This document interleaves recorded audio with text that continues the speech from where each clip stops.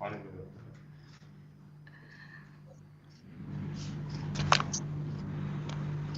evening, Sonia ma'am. Hi, how are you, Dr. Hari? How are you? I'm Hello, fine. sir. How are you? Welcome. Hi, Dr. Sonia, how are you? I'm fine, sir. How are you? I'm fine, thank you. Nice to have you again. Sir, thank you so much. How is it, sir? Is it raining in Mangalore right now? You bet. It's some beautiful rains we had this time, and it's continuing even now. It's I'm talking continuing to you like from a desert, uh, and this year we didn't even come to India. yeah, amazing rains this time. Oh, It is great. raining like July, October raining like July. Ah, okay. Nice. So Yes. how is it, sir? With the classes, they're all running online now? The COVID thing? We have started getting them back now slowly. Oh, The okay. students are coming back in batches, in small batches. We are getting them back, and we're taking Okay. all precautions and all the social distancing and all the necessary managing infection control and all those things we are doing quite well. Hmm. They are It's also not happy to come back. easy for teachers as well as students. It's not easy at all. A lot of headache for me. Manage I all think these things. yes, Conducting examinations online, conducting, it was quite a job. yes. I think the last post-graduation exams must have been conducted with under much Yes. difficult circumstances because post-graduation exams are like a big deal. It's very difficult. That, yeah. That's it. Exactly. What to do? We have to accept the situation and go with go with it. We can't do anything Yes, about it. yes. I don't That's know. that's They say prediction it may go on for another year. But I feel after by the end of this year, I think we should be much better. Now people are already more comfortable than before, yes. and I also found here the local hospitals, our wards are not full anymore. There's just very few people in the wards. I don't know whether it's because of awareness or the scare is less. I don't know, Mm, but mm, all are getting treated right at home. mm. Uh, Otherwise, it's not so scary to people as it used to be in the beginning. Yeah, because at that time I think the knowledge was much lesser. So there Yes, were a and lot of media. WhatsApp messages and Facebook reports that everybody was believing. But now it's much different. I think Yeah. even here for us, we had a lockdown for about 2 months, and after that, the clinic has been running. Of course, the rules have become much more stringent than before, but Hmm. it's business as usual, at least in terms of dental clinics and hospital. The patients have reduced definitely. People will not come more for elective procedures now. Correct, correct. That is true. Patients here also less, but I see a steady increase in the patient flow, even in the hospital, even in the college, Hmm. which is a welcoming. Yeah, very good. Yes, I think Are we ready, Hari? has Dr. T joined? He's usually bang on time. That's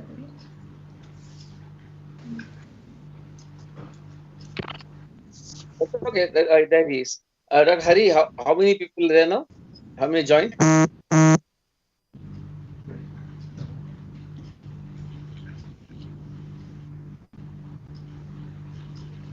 Good evening, folks. Hi, Dr. Sir has joined. I think. Good evening, sir. Yes, hi. Am I audible clearly? Yes, Dr. Davis, how are you doing? Akhtar Good. here. Oh, Dr. Akhtar, how are you? I'm Oh, good. yes. Good. You're Good the to have you back practitioner again. at the university. No, night was it's evening now. 11:30. That's true. They I came, forget. just came home, got back early from the clinic. Yeah. Good for you. So is my So how are phone? you doing? I'm sorry, Doc. Go ahead. How is the COVID in your country? How's it? Well, in the East Coast, Is it's it lesser in certain states like New Jersey, where I am. New York, it's less now, but Midwest and West California, like a lot of cases. Um, uh, yes, here too. But I still, as I was talking to Dr. Sonia, so things are a little better. Patients are not so scared like they used to be so petrified in the past. So looking at that, they're much better now. So, and mortality also is pretty low. So it's okay. They'll manage. Yeah. Let me just see 1 second. There's some messages come up on the screen. Last time, I think the audio was not that clear. There was quite a few texts I was getting. I'm not sure if this is the same or is it better now? Now this is the Microsoft Teams, so it's much better than Google Meet. So I hope that is sorted out this time. Okay, no problem. You might want to, when you start, you might want to mute everyone. So that is the, even now it's, I hear a lot of background noise. Okay. Sonia, you're there, right? Yes, I'm there. there she is. Okay. Wow. Okay, I see you now. I see you. Wow, that's a beautiful color. The blue and blue. Thank you. Yes. Is it anything special day for you, or is it just the presentation thing? No, not at all. In COVID, you can't really wear saris to the clinic anymore. Yeah, I hear you. Yes, true. So I'll be just muting myself, and you guys proceed with whenever you want to proceed. I will be finishing on time because I usually am on time and finish on time. Only because I have another one to start within an hour of finishing this one. And I need my lunch. So I'll mute myself. You guys do what you have to do. I'll wait for you. People are joining now, sir, and probably because this is a new platform, at least here, and probably that's the reason there's a small delay. No problem. So shall we wait for another 5 minutes? No worries. See, I'm your guest. So whatever the host needs and wants, that's what I played. We'll wait for another 5 minutes, sir. No worries. I'm going to mute myself for another 5 minutes. Is that okay? Sure, sir. Yes. Unless you want me to share. Dr. T, Sonia, hi. Who is this Hi. now? Who's that? That's Karthik, I think. Yes, yes. Hi, Dr. T. Karthik. Man. He's in his entire PPE attire. I think he's in the clinic. Are you going to the moon? Oh, no, you're actually practicing. Oh, that's it. Okay, fine. He has still not worn his face shield. I almost thought you're at NASA down in Florida, but you're not, right? You're still in India? Still in India. Okay. You never know.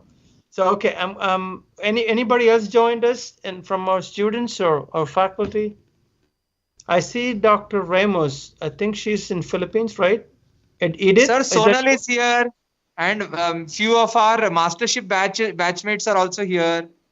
Okay. I think Upasna ma'am is here. Hello, Dr. T. Sonal here. Sonal, how are you? Well, you're also I'm in good, Dr. what T. the heck? All my students are active participation. Where is Upasna? Is there still? I can hear her now. I can't see you. You don't see her, right? I guess, again, we have two Upasnas in the mastership course, so I don't know if it's Upasna Sethi or Lingaya. So whoever. I just want to say hi. Who else is there? Any faculty, I guess? Maybe. I cannot see the whole screen, but that's fine. Just conversation. Okay. What's here? Okay. Yeah, I don't see any other names that are familiar. Dr. Sharon Sargod, Professor and Head Periodontics. Okay. Dr. Sharon, sir, is our new department head. He's a professor in the Department of Periodontics. Okay. Dr. Sharon and Dr. Prashant Shanai, he's a senior professor and head Department of Oral Medicine and Radiology. Okay. So he's there with us. Last time he could not join and he was feeling bad about that, and he apologized also. Today he is there with us. Okay. Just hello to them. Dr. Sandeep Hegde also is one of the senior professor in Department of Periodontics. He has joined us. Okay. Is he from Manipal? Sandeep? No. Right? Yes, I guess. Dr. Sandeep Hegde, sir. So can you unmute yourself, sir? Dr. T, you can say hi to Dr. Gauri. She's muted herself right now because she's in COVID duty. So you can just say hi to her. Dr. Yes, Gauri, how are you? She's muted herself. Oh, she's muted She just herself. sent No me message. problem. Yeah, she's in the COVID Those of duty right you now. who don't know, Dr. Gauri Merchant is our pillar of a program in Mumbai. She's in Reliance Hospital. She's the director of the dental division there, and more, I guess. And one of the best hosts you can have. I don't want you guys to email her and say, "Can you host us too?" But when I go there, she's one of the most graceful people, very active, and of course a beautiful lady. So, hi Gauri, one more time. So I know she's muted herself. Probably she's with a patient. And our programs are at her hospital in HN Reliance in Mumbai. The venue is that usually. So thank you, Sonal, for letting me know. I cannot see everybody. It's a lot of those names that's just scrolling down. So thank you. Appreciate it. Who else is joined? Who else is joined? Upasana, are you there still? I see your name here, but I'm not sure if she's joined. Let's see who else is there. Malavika, I'm not sure. Okay. Pujasha. Dr. T, I'm here only. Yeah, I can't see you. So, oh, there you are. Wow. Your ID appears as United States. I was thinking because I've been in the army, maybe somebody from the US stuff that is peeping in, but it's you. How have you been? How's the school and people there that I met? All are okay? All good, Dr. T. All good. Departments? Okay. Yeah. All right.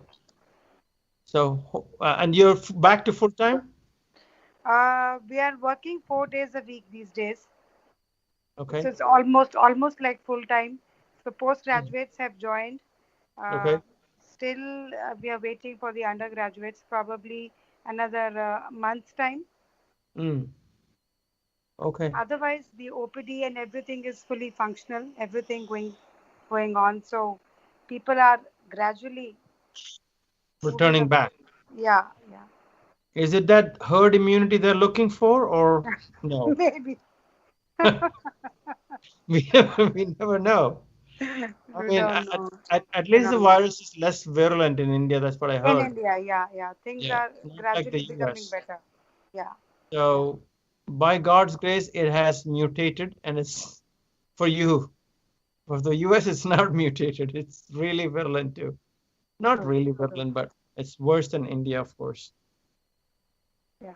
So, but good luck with everything, Upasana. Thank you so much. Dr. T, Dr. Purna is also there. Again, she's on COVID duty. She's saying hi to you. She's muted herself. Dr. Purna. Purna, hello. Hope you're safe and spacing your patients. Hopefully so.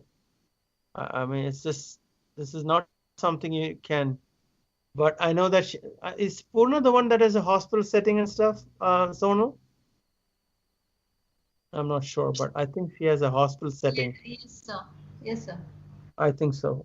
In fact, our Mumbai batch, quite a lot of them are on COVID duty in Mumbai. What does that mean, COVID duty? Mentally treating or just screening people? Screening. Oh, all right. So. Good morning, Dr. T. Rita here. Hey. Can't see her. How are you doing? Good. How is everything in Delhi, where you are? Well, it's good. We're all locked up at home, so all's good.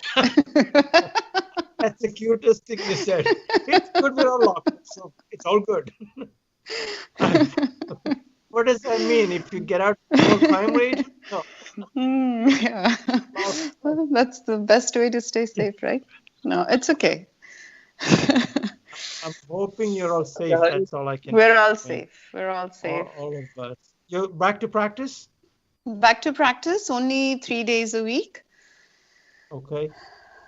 Yeah, we're working alternate days and yeah, taking it slow. And takes more time, right, for patient like everywhere else. Yeah, more time for patients, leaving gaps between appointments so that we can, It's a lot. just, Yeah, it's a lot. But it's so nice to see you again. I've not seen you like, unless I guess you've remained muted and locked up.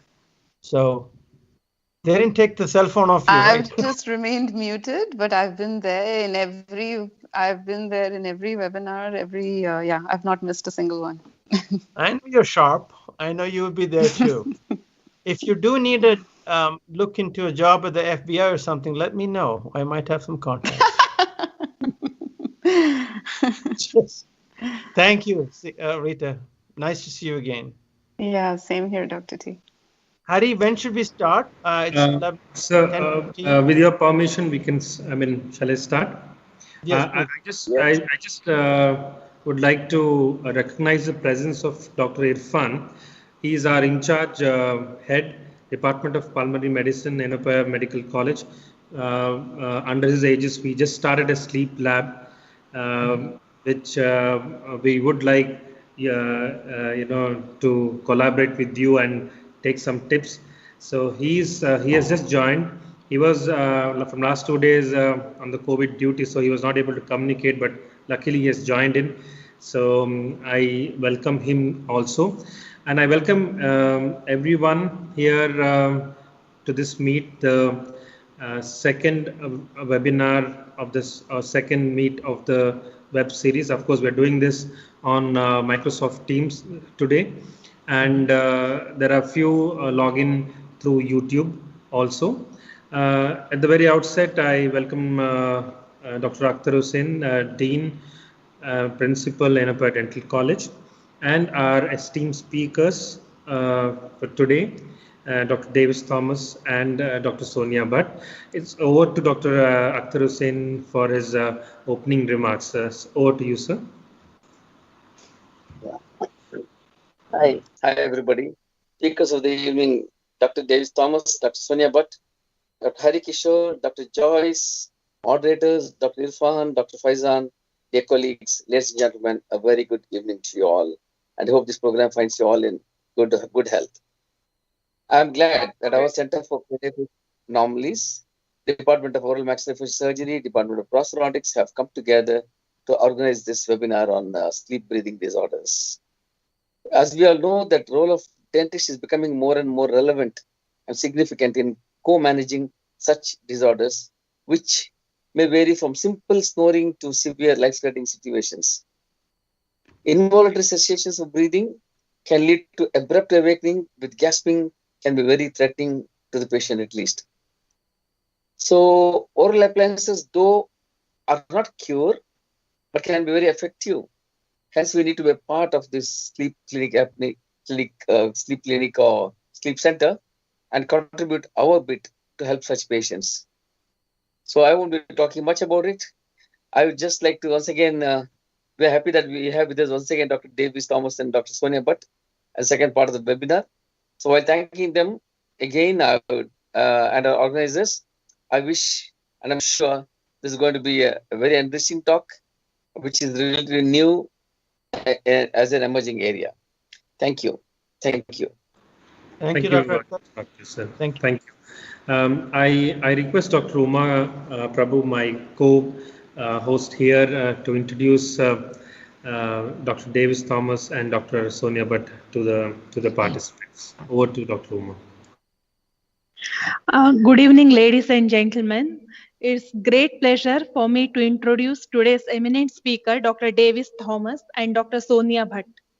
Dr. Davis Thomas, after completing his BDS from MCOTS Manipal, has completed his DDS from New York University College of Dentistry. Later, Dr. Thomas pursued his postgraduate fellowship in TMD and orofacial pain at the University of Medicine and Dentistry of New Jersey in 2005. After completion, Dr. Thomas received his master's in orofacial pain from the same university and later Masters in Sleep Medicine from University of Sydney, Australia, and Masters in Clinical Pain Management from University of Edinburgh, UK. Dr. Davis Thomas working as Assistant Clinical Professor, Department of Orofacial Pain, Rutgers University, Dental School, US. Dr. Davis Thomas, with his vast experience and education he has acquired over the years, has allowed him to lecture extensively all around the world. So he has presented several posters and papers at international pain conference. Dr. Davis Thomas places an emphasis on treating craniomandibular disorders and obstructive sleep apnea. I welcome you, sir. Thank you. Thank you for that introduction, dear. Thank you. Appreciate it. Thank you, sir. Our another speaker for today, Dr. Sonia Bhatt completed her MDS in prosthodontics from Yenepoya Dental College, Yenepoya University, and currently working as prosthodontist at New Al Salam Orthodontic and Dental Center, Alain, Abu Dhabi. She is currently pursuing her fellowship in orofacial pain and sleep medicine under Dr. Davis Thomas. Her areas of interest include full mouth rehabilitation, implantology, orofacial pain, including PMDs. For the past few years, Dr. Sonia Bhatt has been a regular speaker for CMEs in Alain and Abu Dhabi. I welcome you, Dr. Sonia. Thank you. Thank you, Uma. Thank you. Over. Okay. Do you need any other introductions, or we're good?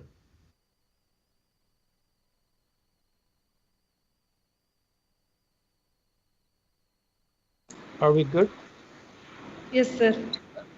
I hope I'm audible. Yes. Let me make sure the link works here. Hold on. Let me just open this for a quick moment. I know we're starting slightly late, so I will probably skip through a couple of slides. Let me see if I can share the screen. Let me just go, okay, share. Can you see the screen? Yes, sir. I'm going to full screen mode. Please see if you can see the transition. I'm just going to see, is it transitioning? Yes, sir. Okay, thank you, bud. So good evening, everyone, and thank you to Dr. Akhtar, the admin, and all the faculty, students, staff members at Yenepoya. Again, like I said, I have a brief history with Yenepoya as well. That was pretty much my first employer in my career.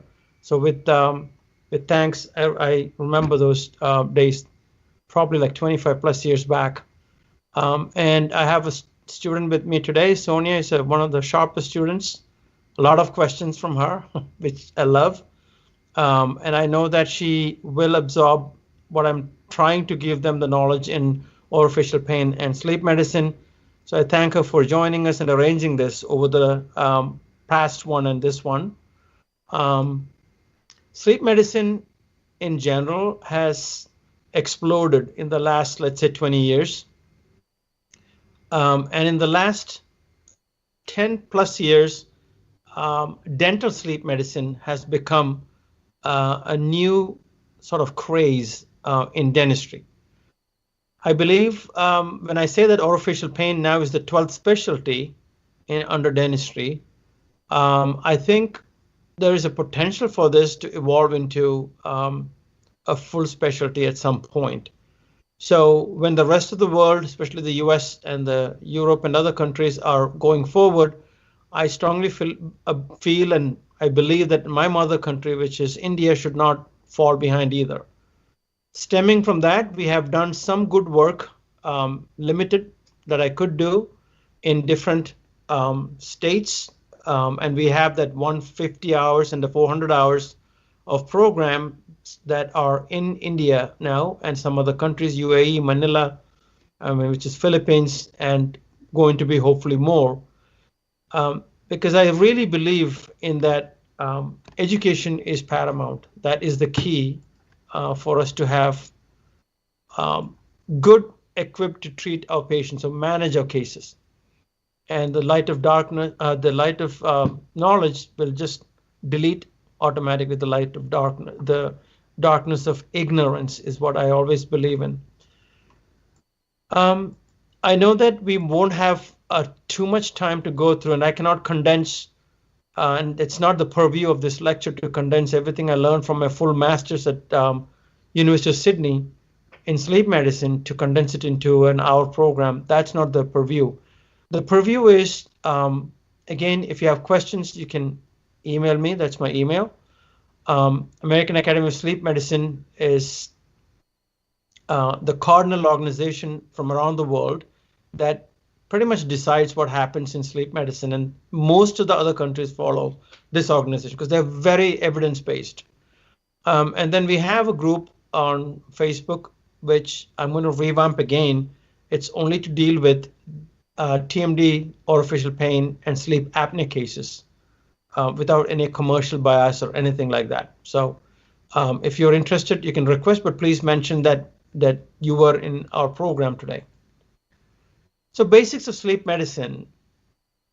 The whole thing about sleep medicine and breathing and sleep apnea and the effects you see goes back to one element. It's amazing how nature has made us to really crave and understand that one element is the most important, and you know it is oxygen. So the pathological consequences of hypoxia, which is less oxygen, or anoxia, absolute absence of oxygen, is integrally related to breathing.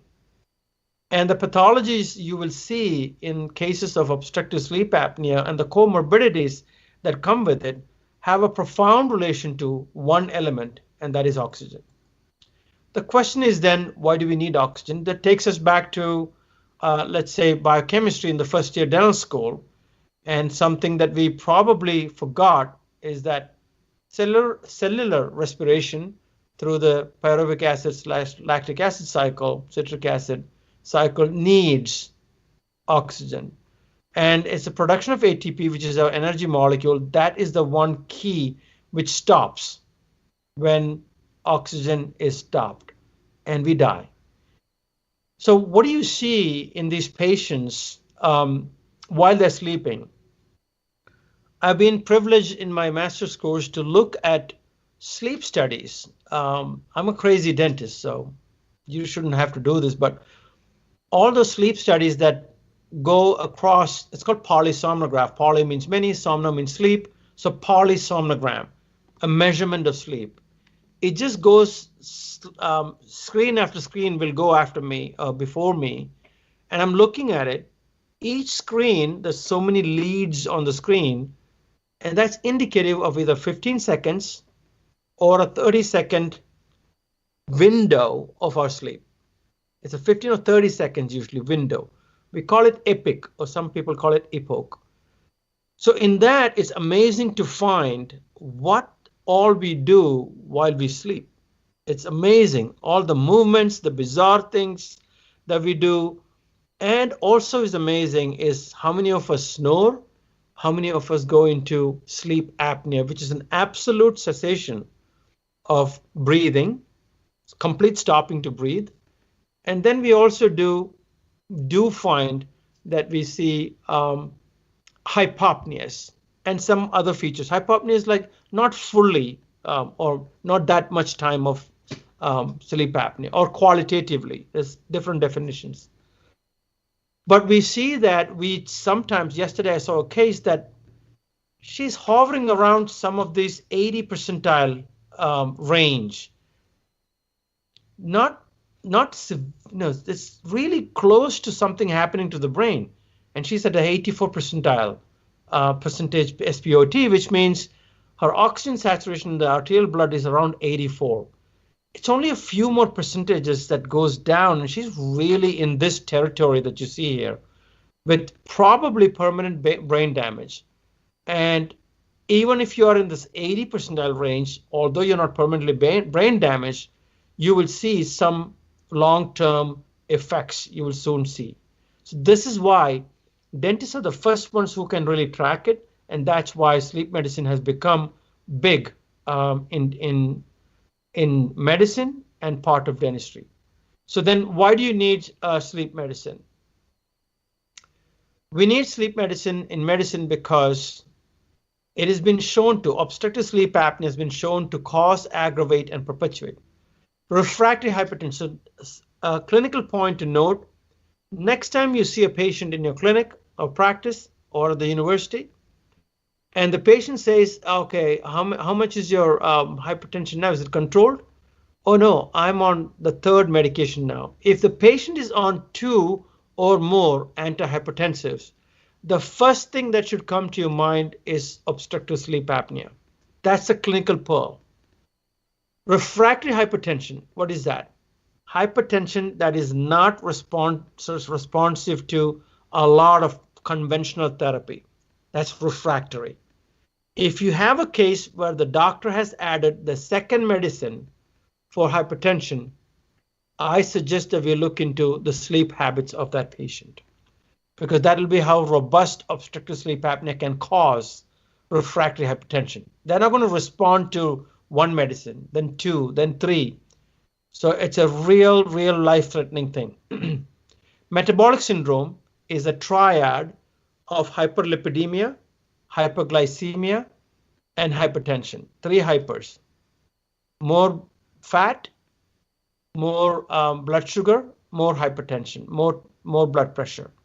And it's on the rise in the US, and India is right with us right now. So many with metabolic syndrome. It has been, I don't have any citations for this because it's known in several studies.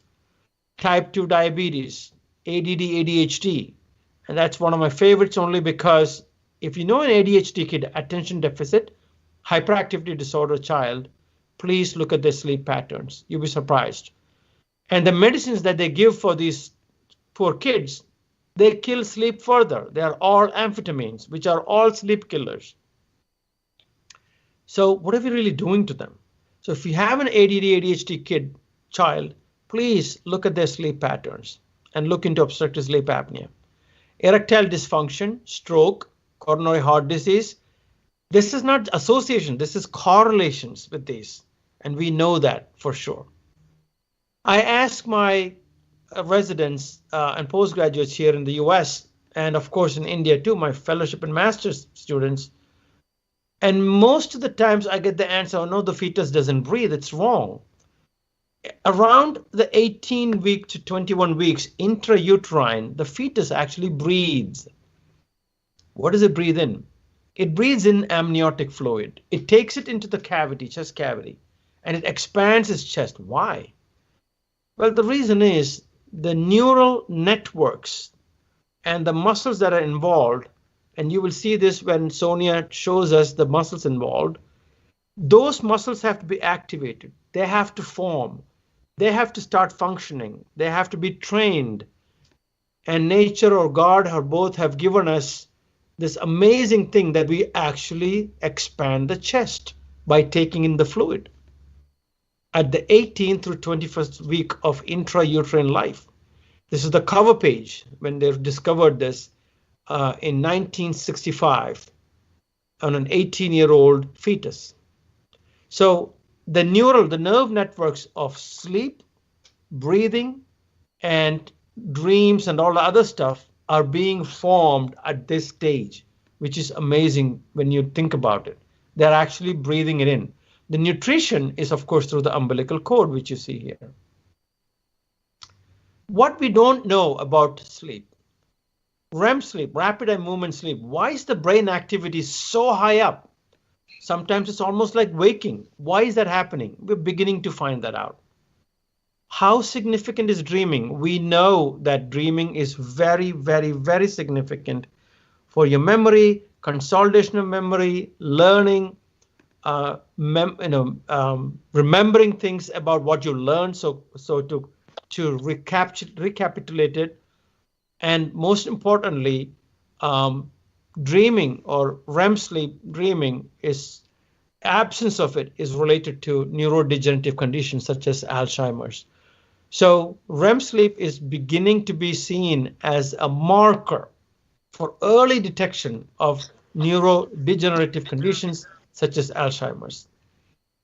Dreams activate our thoughts, but we don't know yet. We're beginning to find out, why do we feel so refreshed? If you think about it, we sleep, an average normal adult human being sleeps 1/3 of their lives. Think about it. A 90-year-old man has slept 30 years of their lives, slept, completely wasted, quote unquote.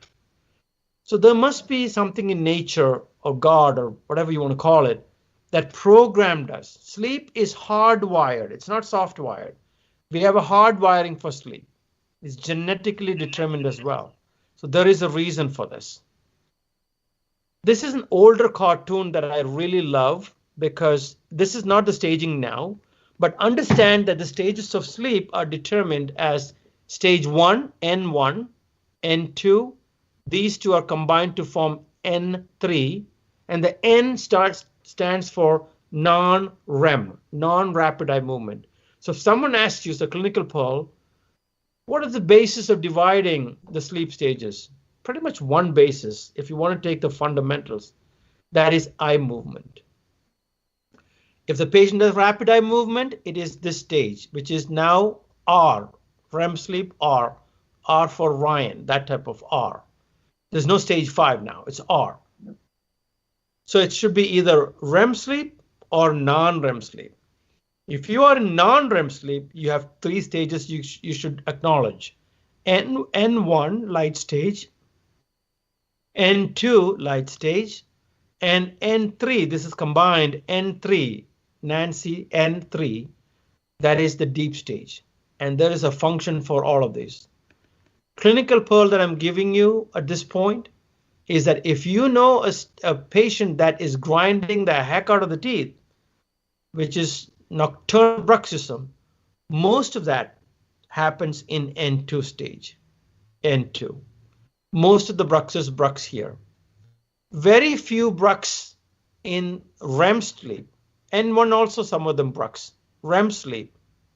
If you're bruxing in REM sleep, I get a little concerned because one of the characteristics in REM sleep when you're actually dreaming is that it causes skeletal muscle atonia. All the muscles are paralyzed except a few.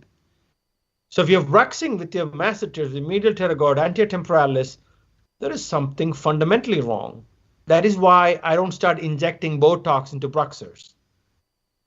We have cases that is coming up as looking like bruxism, but going somewhere around and going to something much, much more significant and severe with very much repercussions for the patient and the physician. So please don't think bruxism is teeth grinding. That's old fashioned. And bite or occlusion has nothing to do with it. That's the key. Pediatric bruxism. I saw a couple of pediatric dentists on board right now. This is the most hazy area we're writing up a case right now for publication on pediatric bruxism. And my friends, a couple of them have helped me. My students, amazing students I have, they've helped me. They're helping me to publish and then they're publishing with me. Prevalence of pediatric bruxism, 8 to 88%. I mean, it's a nonsense, right? You cannot have a study like this, right? But maybe because we don't know how to define it. The picture that you're seeing in here, is this bruxism or is it something else? Is it, amelogenesis imperfecta or different forms of dentinogenesis? What is it? So that becomes important in considering, and the definition of bruxism becomes really important. Is it daytime or is it nocturnal? That's the key. Bruxism, we used to say so many foolish things about, bite changing is causing bruxism. We know that's nonsense now. It doesn't cause bruxism. It's only that's condition that the child is centrally programmed to brux. And then when you have no other choice, you're bruxing, the teeth have to wear off. But is the bite causing it? Absolutely not. So then when you have prevalence this far, and we understand that absolutely not, we're not doing it correctly. Anxiety, personality traits, ADD, ADHD kids, How do you diagnose pediatric bruxism? There's no guidelines, and every dentist says, I took this course and I know what it is. But we know science that I don't believe that pediatric bruxism is anything normal anymore. There is something that is going on in this that we don't understand yet. Then there is secondary bruxism. What are the effects of bruxism, sleep-related bruxism, on the craniofacial morphology? Is there any? And the worst thing is, how do you manage it? But let's stop fooling the parents saying pediatric bruxism is normal. Let's not say it yet, because I don't think it's normal. It's common, 32%, but it's not normal. Okay, so we need to dig the patient's history a little bit more to find out what is happening in that case. There are so many risk factors, as you can see here. One of the things that will catch my attention is this one, restless leg syndrome in bruxism. Restless leg syndrome is a movement disorder. Classification of sleep-related bruxism as of today under American Academy of Sleep Medicine is also a movement disorder. If it is now classified, and there is opinions from all these groups, it is not, it is yes, but let's say assume the classification is correct by AASM. Is there any doubt in our minds if I classify and I see the classification along with restless leg syndrome, which is a significant thing, is there any way we can call it normal? And it's associated with other conditions like RLS, which is associated with heart attacks. RLS is associated with heart attacks. Association with sleep apnea, which is an absolute abnormal thing. It's not normal. Is anxiety normal? No, it can be pathologic as well. So what is normal about sleep-related bruxism? So let's stop saying that first of all, as dentists. And there's a cascade that happens. This cascade really broke the back of those people who said occlusion has everything to do with bruxism. This broke the back of that camel. And it's been published several times in textbook. And the textbook that I'm quoting it from is I'm sorry it's not coming up here, it's the Principles and Practice of Sleep Medicine, Dement and Krieger. That's the Bible, or the Bhagavad Gita, or Bhagavatam, or Quran of sleep medicine. And it's been published robustly that this is the cascade. If you look at it closely, before the tooth are contacting, what else happens in this poor patient? The tooth contact is here. This is an approximately 1 minute to 75 seconds of your sleep bruxism, this whole cascade. So if you look at it closely, what is happening in the initial phase? The sympathetic tone of this patient goes up. Let's assume this, if the sympathetic tone goes up, do you have anything to do with occlusion and bite and interferences and molar relationships? Nothing. It is independent. It's a centrally generated autonomic system, is not under the control of jaw bite. But some dentists foolishly thought that way 30, 40, 50 years back. And how far have we grown? If as a community, as a professional community, we still say, oh yeah, sleep bruxism, let's correct the bite. Nonsense, right? And the next step is reduction in the parasympathetic activity. What does that mean? Well, the oral secretions and the other secretions reduce. Now tell that to a physician, that has everything to do with the tooth bite. Absolute nonsense, right? Cortical EEG from the cortex increases. Heart rate increases. Breathing increases. If we tell a pulmonologist, oh yeah, that's because the teeth are grinding together, that's why the breathing increases, they will tell you that you're crazy. And this is why we have become followers of some people who said occlusion, occlusion, occlusion. Yeah, it has its own effect on what we create for the patient. Definitely, I understand. But for someone now with all this scientific knowledge out there in the last 30 years to say, for a bruxer, adjust the bite. That's like saying, okay, doctor, I have Parkinsonism or Parkinson's syndrome. My hands are shaking. Can you splint it together? This is my fingers causing it. I mean, what stage of our professional development are we? And then understand that the tooth grinding comes around at stage 60 seconds, around here. Before that, all these things had happened. And every bruxer episode almost automatically stops when the patient takes the first swallowing. So it's an amazing dance of a lot of nuclei in the brain. Something abnormal is there, but we don't know what it is yet. The consensus has come in 2019. I don't take it completely. Consensus can change next week or next year or 2 years. But the fact that we know that this is the sequence that happens in bruxism, let us stop fooling ourselves saying we can adjust teeth, put an appliance, and cure or treat bruxism. It doesn't happen. There is a reduction in the force and the frequency of bruxism for the first 3 weeks. Any appliance you to give the patient, any plate, after 3 weeks, approximately 20 days, they brux happily ever after on whatever you give them to brux upon. So are we treating bruxism? We are not. We're protecting the dentition. Okay, I'm happy with that. No problem. So let's stop fooling ourselves and the patient saying, oh yeah, we're going to treat your bruxism with this. We are not. How much sleep do we need? Teenagers, 9 hours. This is all arbitrary, by the way. It's nothing made up. But I can tell you, clinical pearl here, that too much sleep, more than 9 hours for an adult, too little sleep, less than 4 hours for an adult. So too much, above 9, too little, below 4. Both of these are integrally related to early cardiovascular death that we know. And that's literature. I'm going through the stages of sleep pretty fast because in the interest of time. Understand that most of our sleep we spend in N2, which is the light stage, and that is where most of us brux. So anything that can increase N2, not interferences, not occlusion, not loss of molar, none of that stuff, but anything systemically that can increase N2 stage of sleep can potentially do what? More damage to the tissues because you have more time to brux. And no bruxing is observed in N3, which is the deep stage of sleep. Why? We don't know yet. So what happens in stage 1?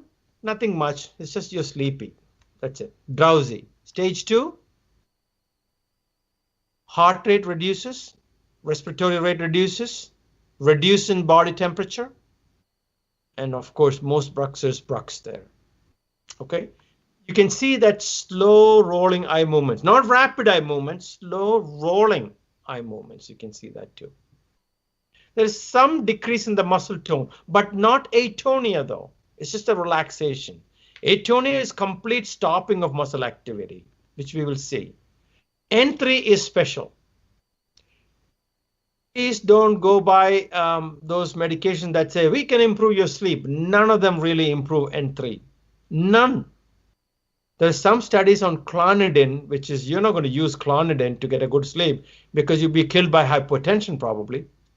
So clonidine can potentially improve transiently N3 stage of sleep. It's deep sleep. REM sleep, very, very weird type of sleep. It's a paradoxical sleep. Very weird type, REM sleep. It decreases with increasing age. So those of you who are in the audience 65 and above, you have less REM stage. What else do you see? Increased blood pressure, heart rate, metabolism, and the eyeballs move rapidly. Why did God create this rapid eyeball movement? We have no clue. And the pupils constrict as if light was lit into the eye. There's no light there. They constrict. And of course, paralysis of many large skeletal muscles happen. They get paralyzed. So I'll tell you a short story in 2 sentences about my grandmother who used to see ghosts. She's seeing them and she's saying when the ghost of her great-grandfather comes, she cannot move. What is she describing? She's opening her eyes. It's a REM sleep disorder. in rapid eye movement sleep. Those are the ghosts that come in that you can see. And she looks at the ghost is still in her brain, and she cannot move.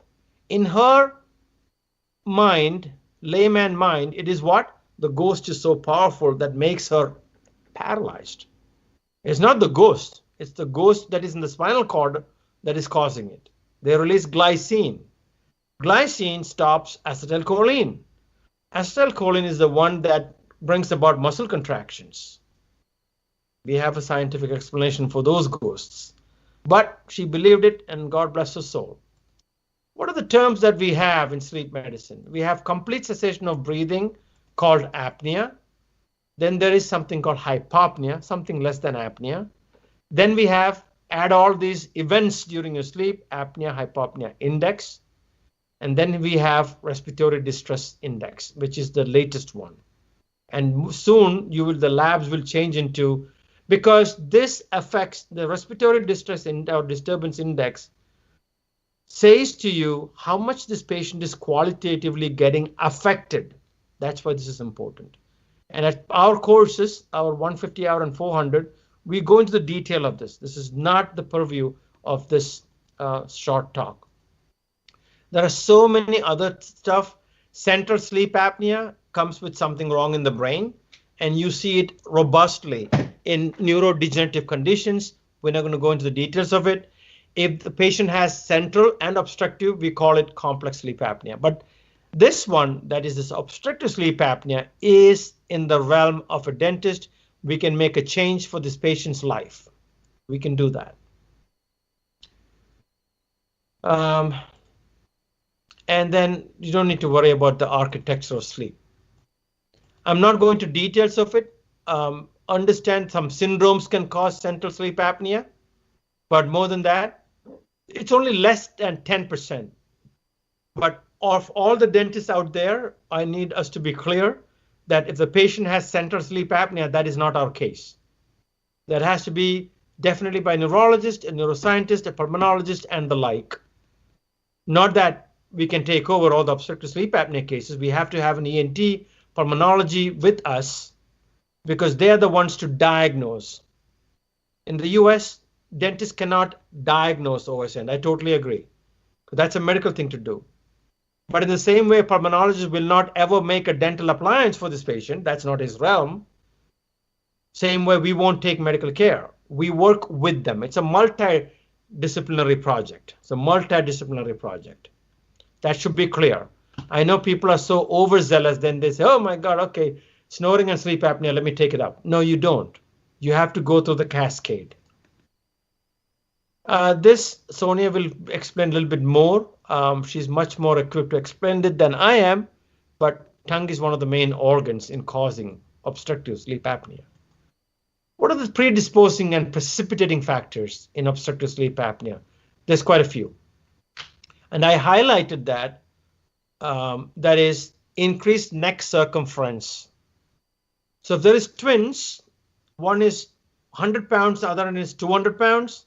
The 200-pound one with an increased neck circumference, or two twins, same weight, and one has a thicker neck circumference. That's one with the same weight as her twin will be more prone to OSA, obstructive sleep apnea. This is an interesting finding. So neck circumference is an important finding. There are so many predisposing factors, okay? Acromegaly, all this stuff, you can just imagine. What is the clinical presentation of sleep? This is important. What do you see in the medical history of these patients? Nocturia, nighttime they get up a couple of times to go to the bathroom. Nighttime diaphoresis, what is that? Heavy sweating at nighttime. They wake up with sweats. So then nocturia, is it because of your urinary bladder thing, or is it because of OSA? Who knows? Nighttime sweating, is it because you're menopausal for women, or is it because you're OSA, or both? Things to think about. Gastric reflux, they always have acid stomach. Every day, morning, they wake up with sourness in the mouth. And the teeth get really eroded off with the acid. And there's a reason for gastric reflux. Cognitive difficulties called memory fog. They say, I don't remember where I kept that key. Where did I put my key? Did I close the fridge? Did I close the garage? Cognitive difficulties. What is he talking about? I can't understand him. What is he talking about? Cognitive difficulties. ADHD is my most important one here. If please, if you have a child with ADHD, look at their sleep patterns, because 25% of them can be reversed with just treating them for sleep apnea or sleep disorders. What are the features? I'm not going to go into details of this, but they are tired like hell. They're tired during the daytime. These sleep patients are tired. They're really, really tired because of the lack of sleep, lack of oxygenation, and the sleep is fragmented. Their own snoring and sleep apnea awakens them up. So this is horrible. And you cannot be normal if you're all sleep apnea. You cannot be normal if you have obstructive sleep apnea. There is no way that patient to be like that. At this point, Hari, do you have a way to share the screen for a video? Yeah. You can minimize your slide. Okay. And open your video and share that again. Okay. Let me check what I need to open up here. I believe this is the one. And I need our audience to understand what is this obstructive sleep apnea, right? That's the key here. So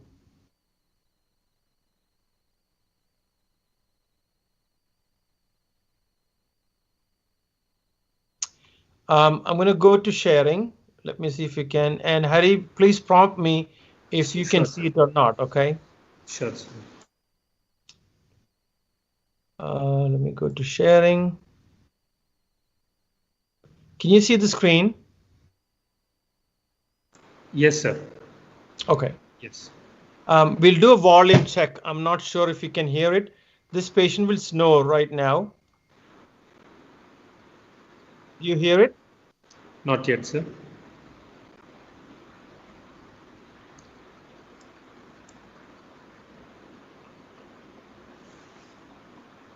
I think the volume is just 75%. You can make it 100 and try once. No? Okay. Are you hearing it through my mic, or it's inbuilt in Microsoft?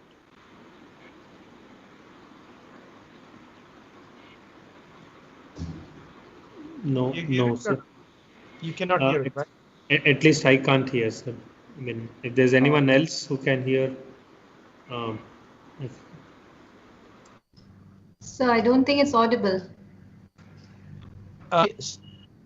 That will allow you to hear it through the system, but I'm not sure what that is. I can hear it. The screen shows. Some of us can hear it. Oh, you can hear it? Okay. I apologize. I'm not sure how I can make you hear it better, but the whole thing of the story is that you need to be able to hear it. It's not a long video. I'm going to play it again. Tell me if you can clearly hear it.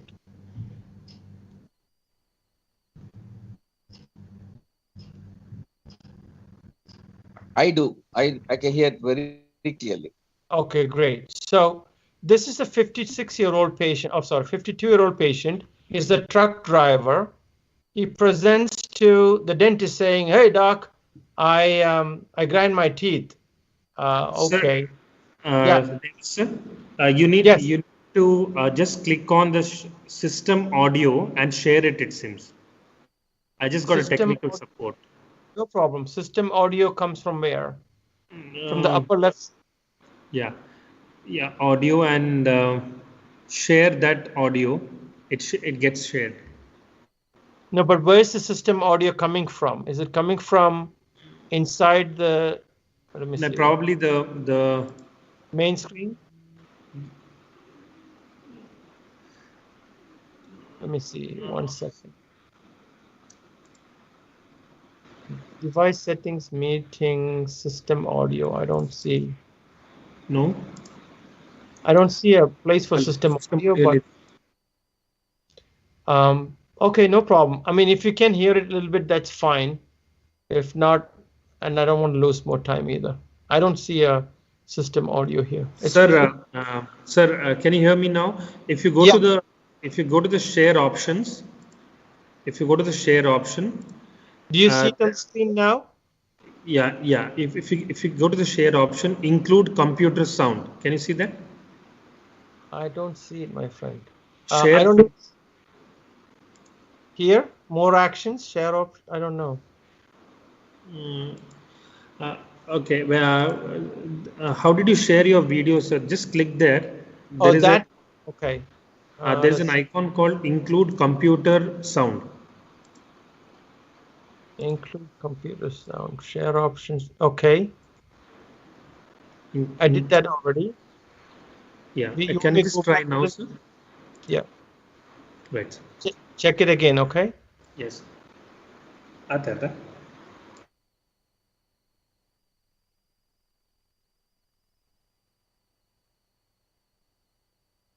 Were you able to hear it or no? You need to share your video, sir. Okay. But could you hear the audio or no? No audio? No, you need to share your video now. Okay. So that will include the audio now. Okay, let's see that. Share. You see the video, right? Yes, sir. Okay, let me go back. And let me try.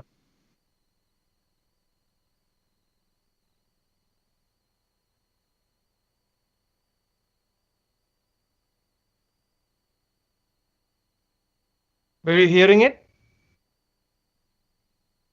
No, sir, I think. It's okay. We'll continue. No right, problem.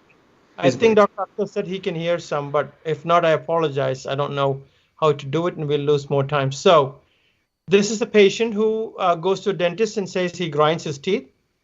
And his wife says he snores also. So he said, I don't snore. But that's between them. And he has been to the physician who put him on Valium because the physician thinks, okay, grinding teeth, right? Musculoskeletal muscle, let's relax the muscle. So Valium. And he goes to a dentist, the dentist makes, okay, I'm going to make an appliance for you. That's the appliance factory that is open in a lot of dental practices. So then he says, okay, appliance. And what you see here is this. And if you cannot hear it, that's okay. But this patient in the initial stage is snoring. This is in the sleep lab, very simple. And he's snoring. You can see the diaphragm contracting in a moment. Snores, takes some shallow breath and stops snoring. He stops breathing right now. He's not breathing anymore. And you can see here, once that hypoxia is picked up, the brain says breathe, and the diaphragm starts contracting. You can see it, very, very strong contractions of the diaphragm. He's not breathing at all at this point, which means he has having what? Not central sleep apnea, probably, more of a obstructive sleep apnea. Look at the diaphragm. It's trying to make sure that he doesn't die. And he takes another breath, snores, 1, 3, 4 breaths, 5, and stops again. Stop, not breathing anymore. And this cycle continues throughout nighttime and through the N1, N2, and REM stage probably. REM is worse. He's not breathing still. He stopped breathing, and you can see the diaphragm. So this is a positive sign that at least brain is normal, although the obstruction is somewhere here. So this will be classic example. Look at the diaphragm contracting, trying to get some air into this guy. Otherwise, he's dead. So this is a significant thing that comes up OSA. He takes and he stays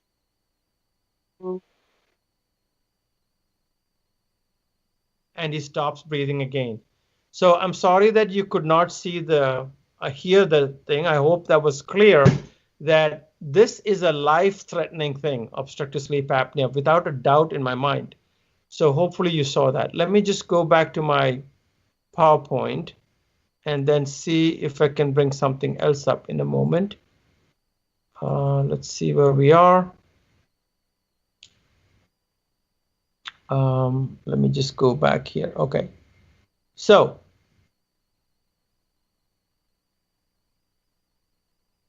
let me go to sharing again. Okay, 1 second. I'm trying to share the screen. Bear with me slightly. This is so annoying, but that's what we have. Let me see if I can share the screen. Can you see the screen yet, Hari, or not? Not yet.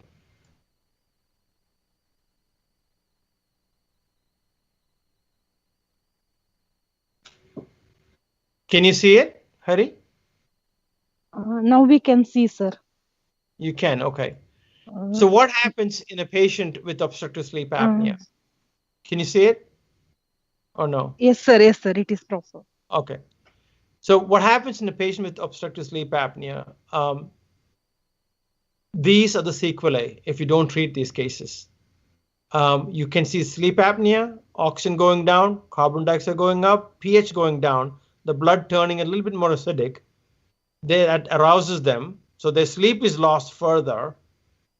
And then in the end, you see the left side of heart failure, pulmonary hypertension, right side failure, systemic hypertension, chronic hypoventilation, and all the other morbidities and comorbidities that come with it. So this is an absolute killer. There's no doubt in our minds. Even snoring is a killer too, because it's already known that it's associated with higher cardiovascular events. We know that already. So please, if you can screen some patients for sleep apnea, that'll be the best thing you're going to probably do for that patient's life. So I'm going to go to the next slide in the interest of time. Let's see what happens with, not this one here. How can you screen for sleep apnea? The first thing is Mallampati score. It sounds something like Italian, but Mallampati is actually Mallambatti, which is somewhere in, I think, Andhra. And I guess when they come here, they, everything changed to some type of Italian thing. Nathan comes Nathan, that type of stuff. So this is called Mallampati score or Mallampatti score. So what happens? If you look at this patient's mouth, if you see this, the visibility of the posterior pharyngeal space, that's what we're looking for. If the posterior pharyngeal space is like this, not visible, just by having that, the patient has 33% chance of having obstructive sleep apnea, significantly. So in oral medicine, what we used to write down, crowded pharynx or posterior pharynx, tongue scalloping, we used to just write it off when I went to dental schools. Not anymore. We cannot write that off because that's an important sign that this patient is about to do something in his life which is going to change his life, a stroke, MI, myocardial infarction, pulmonary hypertension, systemic hypertension. So please, if you see this when the patient extends the tongue out and you cannot see the posterior pharyngeal, don't compress it by or depress it by a tongue depressor. Just look at it. If you don't see this and you're beginning to see something like that or this, that patient more than likely has OSA. You can see this is Mallampati probably 3. This is maybe 3 or even a 4. We don't know, but it's very close to 3 and 4.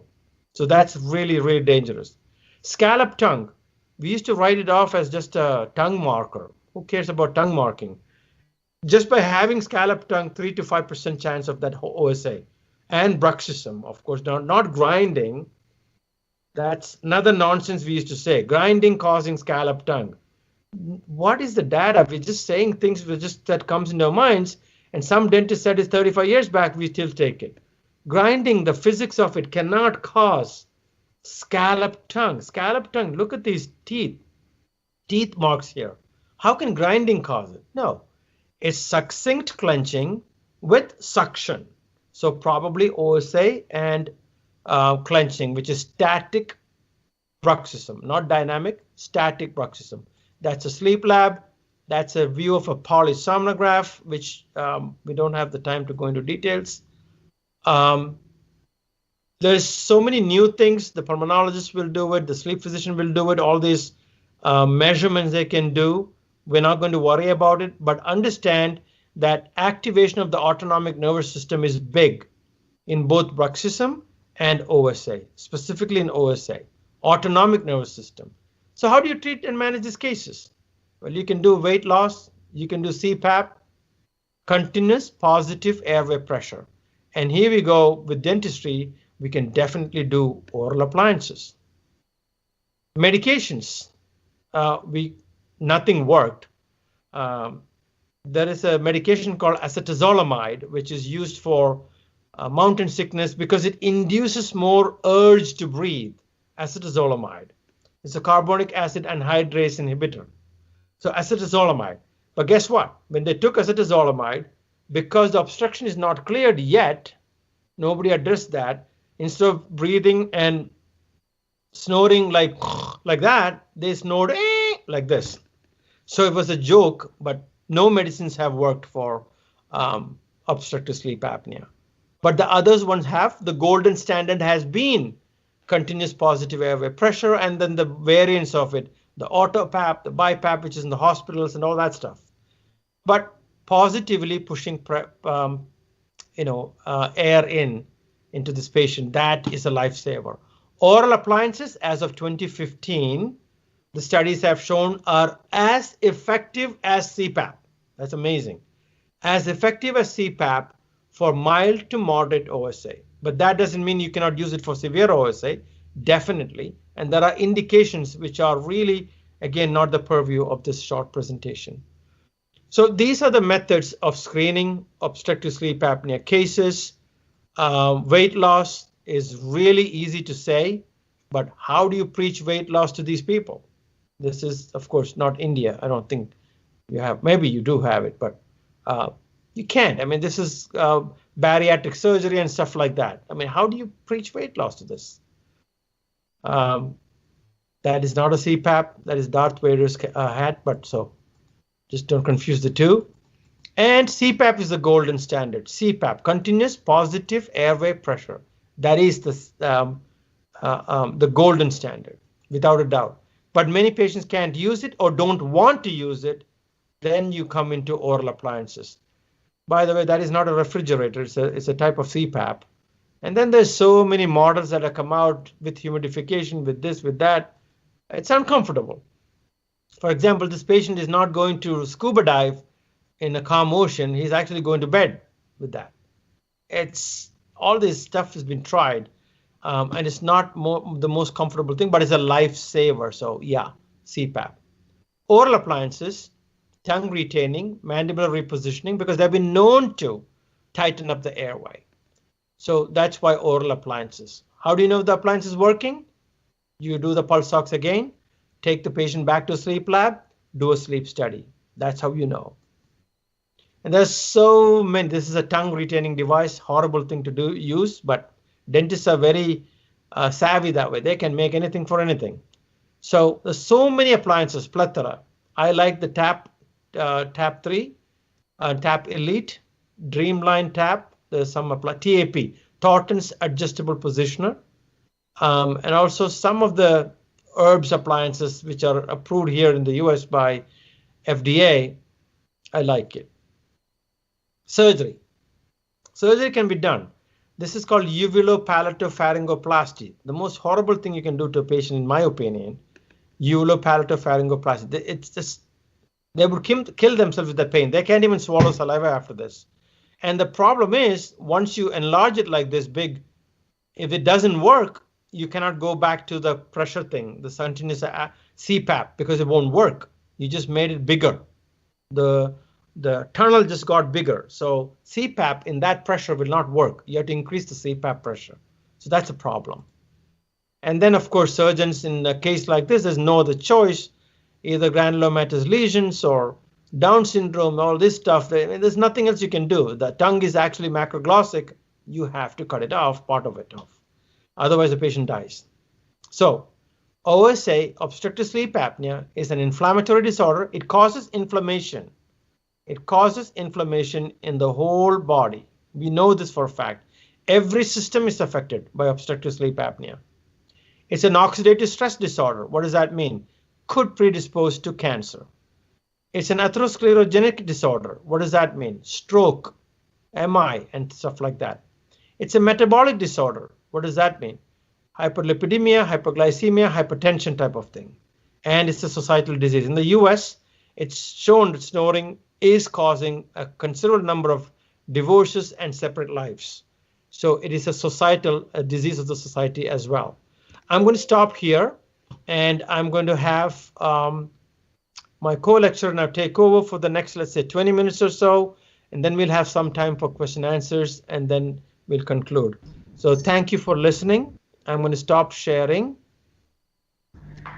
and I'll let Sonia take over. Thank you, sir. It was wonderful, Thomas. Wonderful presentation. I enjoyed it. Thank you. Thank you. Appreciate it. Thank you.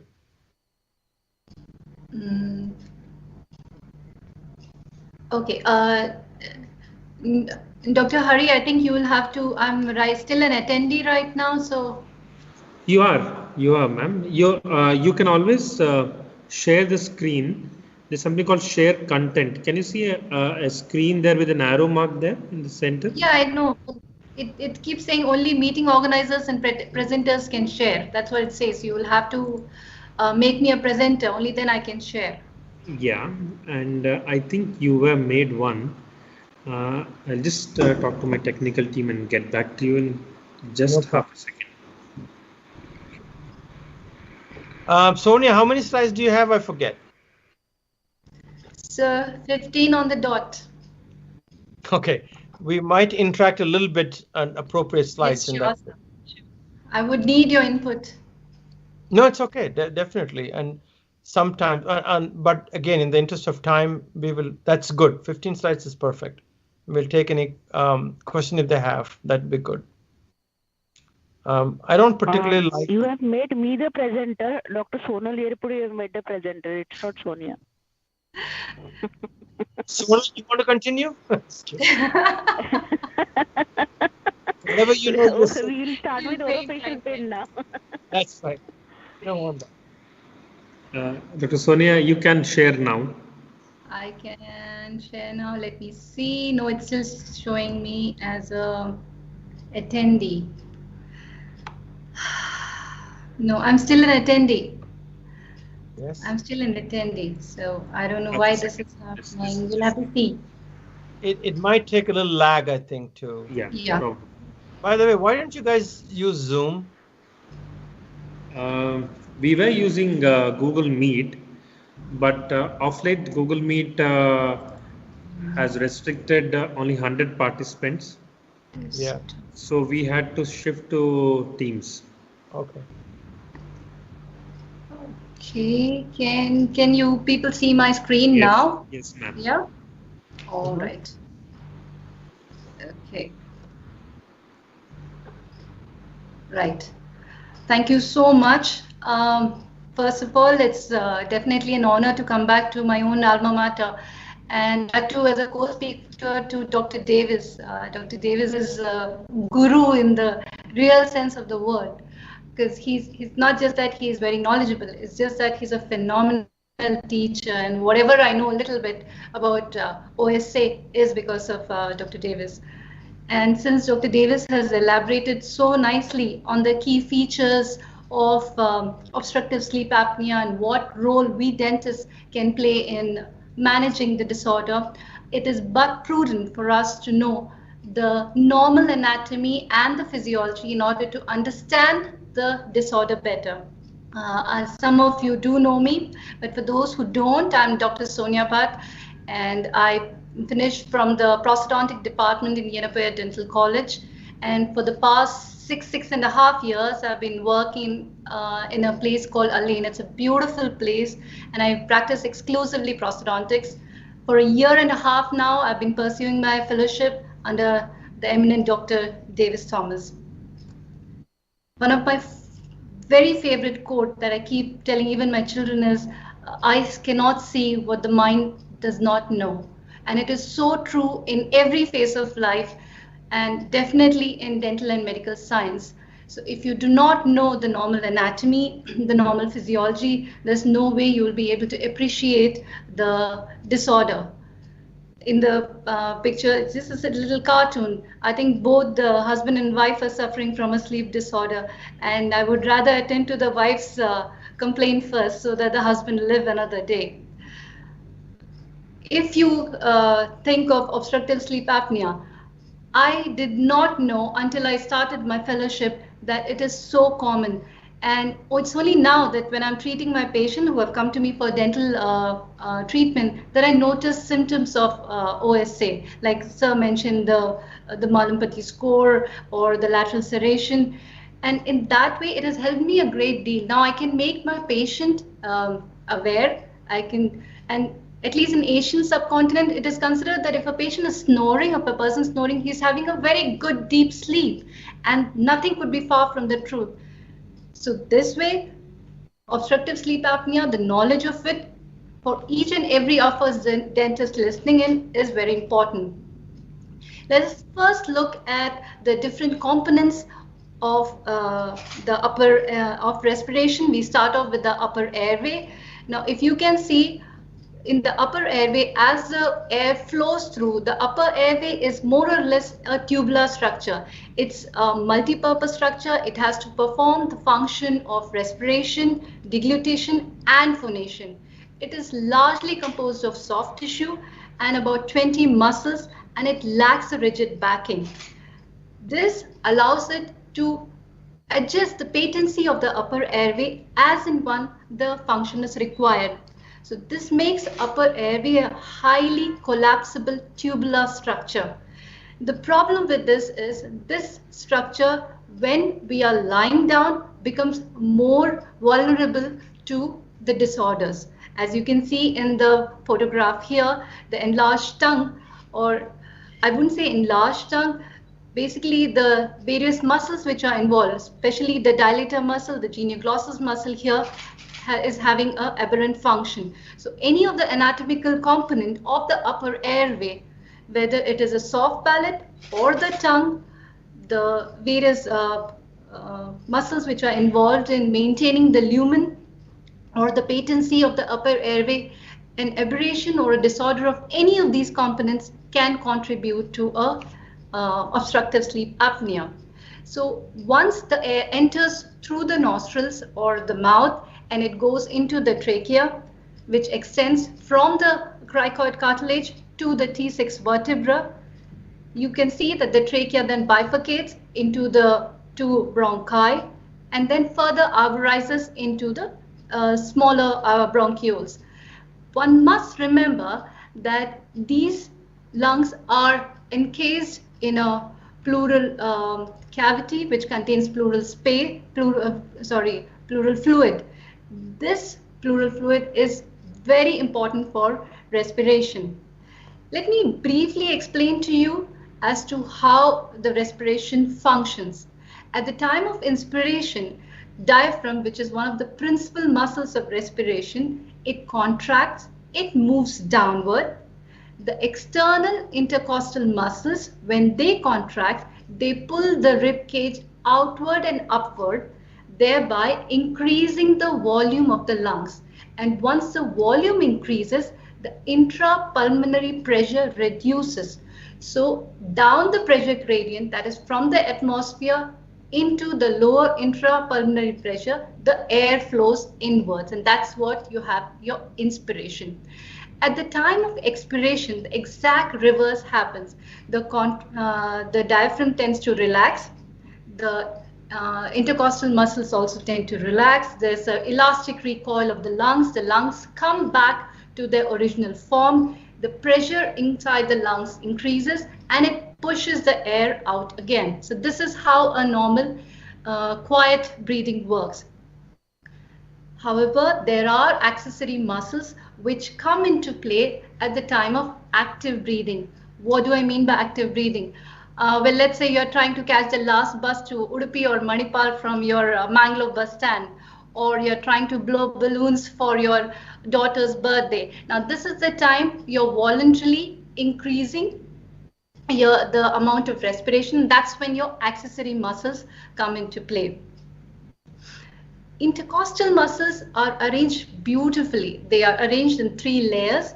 As you can see in the figure, the external intercostal muscle is the one which is active at the time of inspiration. The internal intercostal muscle and the innermost intercostal muscle, now these function only at the time of active breathing. Diaphragm is a very important muscle for respiration. It's a dome-shaped muscle. It separates the thoracic content from the abdominal content. And one must know that diaphragm works continuously. Whether you're awake or you're asleep, you need the diaphragm to perform its function. So for any reason, if the diaphragm is not working properly, for example, as in a phrenic nerve damage, the respiration or the active ventilation of the person will be affected or reduced. Since respiration is such a important part of our living, there are several respiratory drives. It's far more complicated for me to explain it, but please remember that respiration is maintained both by chemoreceptors, mechanoreceptors, and there's also an element of voluntary control. Chemoreceptors, especially the peripheral one, I think some of us have heard the term aortic body and carotid body. Now, these are the ones which sense the pH changes, the blood gases within the bloodstream. Dr. T, would you like to add on to what I'm saying just now? The respiratory drive and the muscles involved? Right. The only thing we need to, at this level of an introductory talk, that during REM sleep, this drive is much reduced. And also the REM-related muscle atonia, which is all the muscles paralyzed, especially the accessory muscles of respiration are not that active anymore. So I think that is way more detrimental to OSA cases because they are already sleep apneic. Plus in REM, their accessory muscles, skeletal muscles are also down. So they really go into REM-related hypoxia, significant hypoxia. And some studies have shown that that's probably the worst for their survival. And many of them die, and this is true, actually on a Monday morning, at least in the US, and between 2 and 4 a.m. And people reading that type of literature will be like, what the hell are they talking about? Well, your REM sleep is most robust between 2 and 4 a.m. So your muscle atonia is the max. Plus, you have also the hypoxia component that is in REM. And it's just a combination that is just waiting to happen. And on a Monday morning, because that's the Sunday night is the most stressful day for Americans because they're going back to 5 days of work. Work is always stressful here. That increases the autonomic nervous system activity. So there's a perfect blend of something, in other words, increased catecholamines, epinephrine, norepinephrine. It's a perfect blend and a perfect storm that's about to happen. And it is a fact that most of them die during their sleep on a Monday morning. Yes, sir. Thank you, sir. Thank you. So as you can see, there are multiple drives which maintain the respiration, whether it's chemoreceptors, mechanoreceptors, that would be within the muscles or within the wall of the lungs, which are given their input. And finally, the respiration needs to be maintained. Now, all this that I've spoken so far talks about the active respiration or the normal respiration when the person is awake and standing or sitting upright. So what happens when the person is asleep? Now, when a patient is sleeping or when a normal person is sleeping, the anatomy and the physiology changes a little bit. First of all, gravity acts on that area in a bit more differently. So if you look at the upper airway, if you remember, I had told you that it is a collapsible structure. So at this point, the upper airway is more prone to collapse. What does that do? Well, it increases the upper airway resistance, the UAR that I've written. It increases the upper airway resistance. there is a decrease in ventilation. There's definitely a decrease in metabolism, and there's a decrease in ventilation. There's a decrease in the muscle tone involved. So all the muscles which are required to perform their function at the time of for respiration at the time of sleep, their muscle tonicity decreases. And the various inputs, the various drives that we were talking about, they also reduce. I've written there loss of wakefulness drives. What do I mean by that? When a person is awake and let's say he's facing an immediate danger to his life, you would notice that automatically the respiration increases, right? Now, these are all wakefulness drives. At the time of sleep, these drives are all shut off. Of course, because the respiration reduces the chemical drives of respiration. Now, these also change the neuronal input to the various respiratory muscles. They all change at the time of sleep. So whatever you see when the patient is awake and upright, and then what you see when the patient is lying down and in sleep, there is definitely a change in the physiology. Sir has spoken so eloquently about the various stages of sleep. So from the lighter sleep, that's as in when you're just getting a bit drowsy, all the way to your deep sleep, which is the non-REM sleep, and then on to the REM sleep. I will just highlight some few key points. As sir has already told, non-REM sleep is the deepest phase of sleep, or where the body repairs and heals itself. Now, in this phase, ventilation is more or less regular. You have a decreased heart rate, a decreased respiratory rate, and if you take a note of the brain activity, it is definitely lesser. But this is not how it is in the REM sleep. Sir has mentioned again and again about the REM-related muscle atonia. That is a key feature of REM sleep. Of course, apart from the rapid eye movements that we see, the ventilation pattern varies. The patient has got these vivid dreams, and probably it's a protective part that the nature has put into our body. We don't really need to act out all our dreams, and that's why this muscle atonia is there. Probably. So your heart rate is increased, your respiratory rate is increased, your brain activity is definitely higher. So these are the key differences between the non-REM sleep and the REM sleep. Dr. T, would you like to add something to this slide? No, I think the only thing that is that you already made really beautiful slide you made. And I've been doing lectures for a long time. This is a really nice. Hats off to you. I love the red, the blue arrow, very, very self-speaking type of thing. So the only thing is there that is that respiratory drive is still low in REM sleep. So unless you really treat these cases, they might be their last dream that they saw. That's a key. Yes. Hopefully not. Hopefully not. Right. So these are the key differences that one needs to know when you are studying about obstructive sleep apnea and non-REM and REM sleep. Now, since we have already looked into what the normal anatomy and the physiology involved is, so let's just look briefly into the sleep apnea part, which when in pediatric patient, largely it is obstructive sleep apnea is seen with the enlarged adenoids or the tonsils. Here in UAE, dust allergy is very high. So among the pediatricians, you get to see a lot of these cases where the children are not, they're predominantly breathing from their mouth. And the children are obviously suffering from an obstructive sleep apnea, which they are not aware of. So these children do not have a continuous good sleep. They tend to have bedwetting, they are drowsy in the morning, and when this happens over a prolonged period of time, it definitely affects their physical and mental development. In fact, there's a term called kissing tonsils, because the tonsils become so large, they tend to touch each other, and that's how large these tonsils can get. And then surgery is probably the only option left at that point of time. In adults, things are a bit different though. There are a lot of risk factors involved.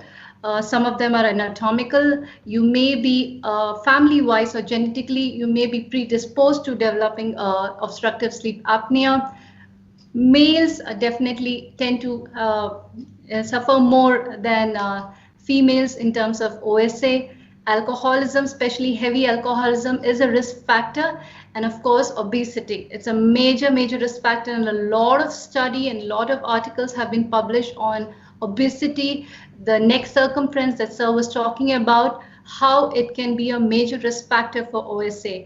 And going into the more developed countries and how as we progress forward, I think obesity is more like a global disorder. So OSA is just going to follow in the footsteps of obesity. These are the anatomical risk factors that we can think of. I had mentioned earlier that there are a lot of soft tissues which can contribute to the obstruction of the upper airway. Predominantly, if you consider the tongue, genioglossus is a muscle which has been extensively studied. It is a dilator muscle for the upper airway. So the position and the position of the tongue, the position of the mandible, there are so many factors within the anatomy that can contribute, either initiate or perpetuate obstructive sleep apnea. As Sir just mentioned about the Malampati score, I think it is Dr. Sheshagiri Malampati, sir. He is an Indian American anesthesiologist. In fact, initially Malampati score was more for intubation purpose that he had designed it, but now for the study of OSA, it is being used quite often because it's a very easy to use score in the clinic. A person with OSA will definitely need to be screened on the Malampati score as well. This is a very, very brief, brief introduction to the OSA. It's a vast, vast field, and whatever we know today in this field is definitely, either whatever I have said or Dr. T has mentioned, is all because of some great scientists and researchers, and we owe it to them that we mention research in the obstructive sleep apnea field or sleep medicine field. Sir has mentioned few of the names. There is Dement, there is Dr. Azurinsky. Now he is the one who discovered REM sleep, and then I think there are so many names. In fact, I had asked Dr. T yesterday that you must let me know some of the major names. That's because I do personally believe that all the people who have worked hard in the field, they may not get the glory, but it's us who are years later who bear the fruit of it or enjoy the fruits of it. Thank you so much. I think Dr. T and Yenepoya Dental College, the faculty who have arranged it, Dr. Hari Kishore as well. I suppose today when you're all going to sleep, you will definitely notice the way you breathe and definitely notice your sleep pattern. This is something you've been doing from the day you're born, sleeping every night, but only today you'll be vigilant about it. So I can see what the mind knows. I hope you all go back with definitely few clinical pearls, as Sir says, and it increases your interest in studying this field further. Thank you. Sonia, beautifully presented. Can you go back to your tongue slide, the tongue falling off supine position slide, or maybe a sagittal section? This one, sir? I can't see it yet. I guess you're probably scrolling. Yeah, probably this one. Okay. So for those of you listening, right? I mean, we take a lot of things for granted in life, and one of them is actually respiration and the act of swallowing. If you look at this diagram, it becomes apparent that my question sometimes to my audience is, can you still breathe with a full mouth of water? You take water in your mouth, let the buccinators just bulge out, and you're holding that water in. Can you breathe? And the answer is yes. Everybody should be able to breathe, right?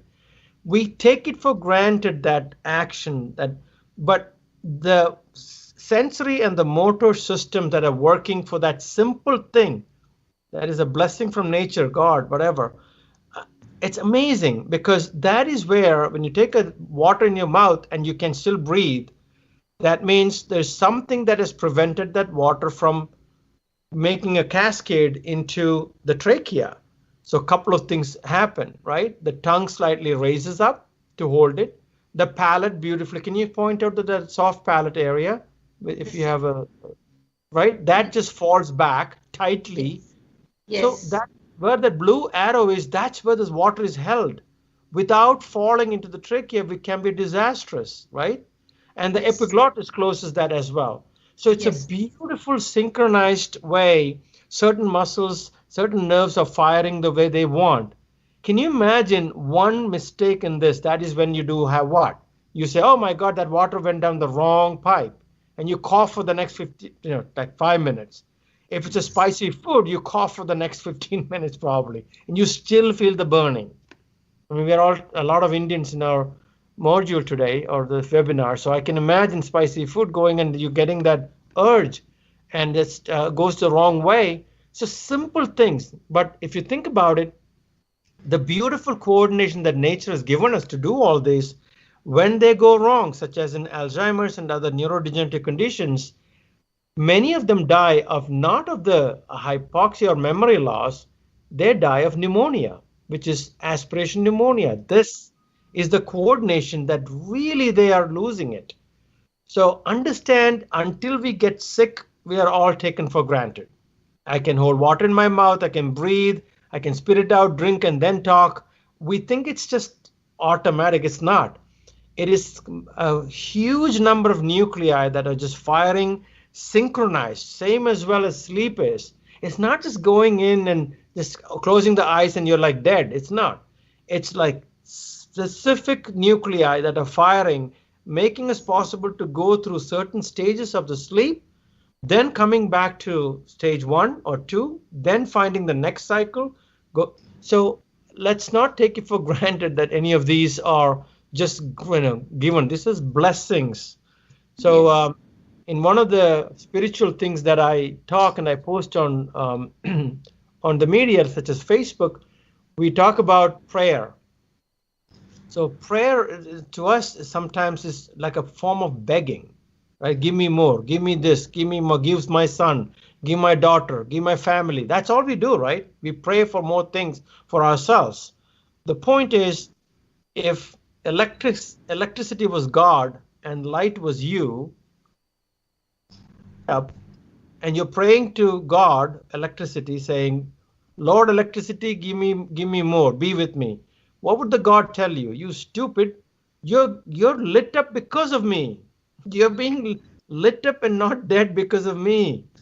So I think we take it granted for a lot of things. I mean, COVID patients find it out the hard way, unfortunately. The pulse ox and the oxygen concentration that is reducing. So that concept should be there. We are grateful to be alive and grateful to be moving, grateful to be breathing and holding water in our mouths without actually going to the trachea. So I know there's some questions, and then I think you yeah, well, let's take some questions. We have definitely 15 plus minutes. So whoever, Harry, maybe you can read out. I'm not sure if I can. Yes, Dr. Sajad, he requested a question. Does neck circumference have a say in OSA? If yes, what are the associated factors? Neck circumference. So, I think I alluded to a little bit, but I'm going to clarify a little bit more.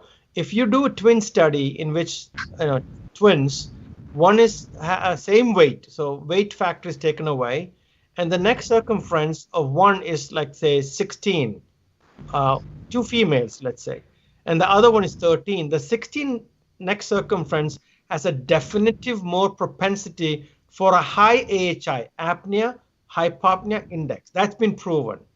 So just by having a larger neck circumference would predispose you to a higher AHI. Remember, the higher apnea, hypopnea index, the worse obstructive sleep apnea, the degree of OSA is more. So if I can tell that a higher neck circumference, so what is normal? For a female, 13.5 is the max normal, and for a male, around 16.5 is the max. When a male goes to 17 inch, he's already in OSA territory. 17 inch, the neck collar. So my shirt size, the collar size is 16.5, which is I'm half an inch away from OSA territory. That doesn't mean if I have 15 inch, I'm not OSA. I'm just saying if all the other factors are eliminated, you have a 16.5 inch neck, you're on the borderline. You have a 17 inch as a male, you're already in OSA territory. If a female has around 15-inch, she's in OSA territory already. So yes, neck circumference has a big predictor. As a matter of fact, neck circumference is a better predictor of increased apnea hypopnea than obesity itself. That's the key. So if a patient is 175, let's say 200 pounds, that doesn't mean they have OSA. But if the patient is 200 pounds with a neck circumference of 17, that's OSA. So it's important. Very good question. Yeah. And I see a couple of more. Harry, if you can repeat it. Yeah, thank you. And I hope Dr. Sajad gets his answer there. There is a question from Dr. Sushant Bhatt, and it reads, does cold weather precipitate OSA? Cold weather. I'm not sure if it's precipitates OSA per se, but I can tell you there's something called cold allergy. And this was a term when I heard it first, I said, what cold allergy? Look it up. It's an actual diagnosis now, cold allergy. So what is that? US, you can test it very easily, right? In New Jersey, we're going to go to snow soon. So it's like 50 degrees, 60, now it's what, 70, 65 degrees here, Fahrenheit. So it's going to go down. And some of the people get, when the cold thing starts, they get allergies like upper respiratory syndromes, like resistance syndrome, UARS. It's by just being cold, nothing has changed in the body, no medications, nothing, but just by having cold surroundings predisposes to UARS. And that's called cold allergy. You can look it up. And so I think there's a definite relationship between cold and increase, not causing OSA, I don't know, but increase in OSA, reduction in the oxygenation rate, and reactivity of the airway goes up in the cold season. Similarly, the similar thing happens also in spring season when there's high pollen and other particles and dust and pollen. Pollen is the main one. It's amazing to see how OSA patients get much worse during spring and fall. The temperature goes down too. So in the spring, it's pollen and grass, weed, and all that stuff goes up. Okay, in spring, which is April, May, that's bad for them. And so is fall, because the leaves fall, that's okay. But under the fallen leaves, molds just start spreading. So spores of these molds. That is why upper respiratory infections / afflictions are so high in the cold countries like US fall time. And hence, in the new COVID situation, we are really bracing for a lot of stuff, because now it's the leaves are falling already. It's been a warm, very warm summer and fall. So it's going to fall, and that's why it's called fall season, leaves fall. And under those leaves, these molds come up, multiply, billions and billions of them, putting all the spores out. And if you're allergic to spores, and many are, and sensitive, you really have a tough time. And already they'll be compromised with COVID. It's going to be really, really tough. Add on flu to that, I don't know what's going to happen, but it's not a pretty picture. I hope I answered her question. Yes. So I have a question. So. Is there any study related to endocrine issues and sleep apnea? Yes, there's several. There's several. One of the papers I had to submit for my master's thesis at University of Sydney was, well, it was not the thesis, but related to it, was what happens to women during pregnancy. So the first trimester, second trimester, and third trimester, I respect women so much. I don't know how you ladies just go about having the monthly cycles, having to do with pregnancy, postpartum. I really respect you ladies for this. I don't know how a man can do this. I think if a man had to go through this, there'll be World War all over again, just by having that. So I'm serious. I think you're blessed to go through this, but to suffer it and tolerate it, that's huge. We should respect women much more than a lot of respect that I'm seeing in countries like India, especially, and here too. Yes. The change in bodily features that happens during menstruation, premenstrual, menarche, when the girl is like 11, 12 years, is amazing. And that has profound effects, of course, on breathing. And that's one thing I have to do. In the third trimester, it becomes a question of anatomy because the fetus is really pushing on all the internal structures plus the diaphragm. So they really are labored breathing. So if you raise them up a little bit while they're sleeping, they get much better breathing and hence much better sleep. But the first trimester, there's no weight in it, but they still have significant sleep issues. And that might have to do with the change and the reversal of the hormonal ratios, which have some effect on the collapsibility of the upper airway. In other words, pharyngeal constrictor and dilator muscles, they have been shown to have receptors to hormones, female, especially estrogens. So it's amazing to see what type of hypoxia they get, and their belly is not even big yet. So yes, there is. And then other types you can see are diabetics. Of course, diabetic peripheral neuropathy does not affect the central nerves that much. But if you consider it like hypothyroid, huge impact. I think most of the hypothyroid cases are probably snoring and sleep apneic. The same with menopause. And the studies have shown that men and women are very similar as adults having OSA incidents, and maybe the men are ahead of the women in OSA. But guess what? As soon as they achieve menopause, the women actually come exactly head to head with men, and their prevalence or incidence rather, goes higher than men. That means when the hormones are changing in menopause, they're having some fat deposits in the throat area itself and called central or truncal obesity. That's what you see in a woman with menopause.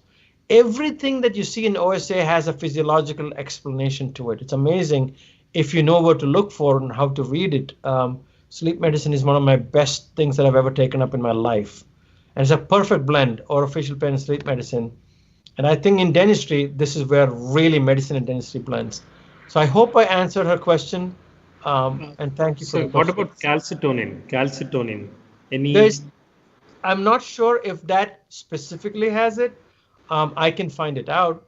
But most every hormone that we know of has some effect. The most robust ones are the thyroid hormones, some growth hormone, which is acromegaly type of thing. But thyroid hormones are probably the most robust. Thank you, sir. You're welcome. There's a question I'm seeing here from Dr. Archana Agnihotri. Is tongue tie related to predisposed to OSA? Probably it's a reverse. Unless you have a macroglossia, if you do have tongue tie and the anterior attachment is almost working part-time as I would say like a tongue retaining device.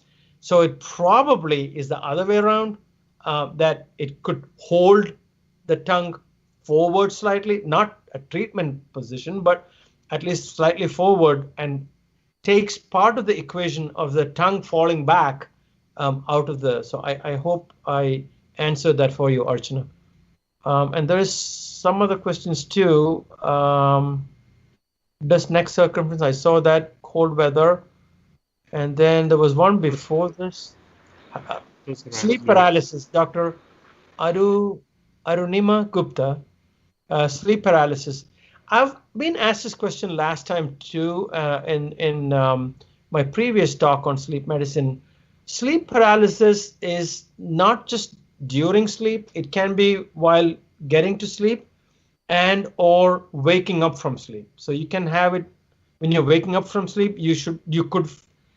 I think it's much more important to look into if you have a patient with sleep paralysis. They feel like they are out of it. They feel hallucinated or completely out of it.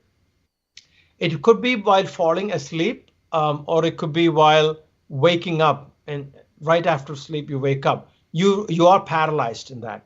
It's almost like you're not waking out of a REM sleep.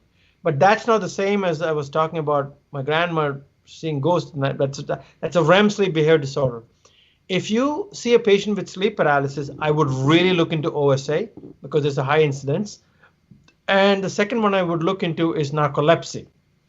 Narcolepsy is not just being sleepy. It's definitely there's something to do with the neurons that control our pineal gland and our suprachiasmatic nucleus, which are the two large areas of sleep control in the brain. So narcolepsy is a patient getting sleepy when he's not supposed to. Like when you are stopped in a stop sign or a light that is there for like 40 seconds and you're falling asleep. That's narcolepsy.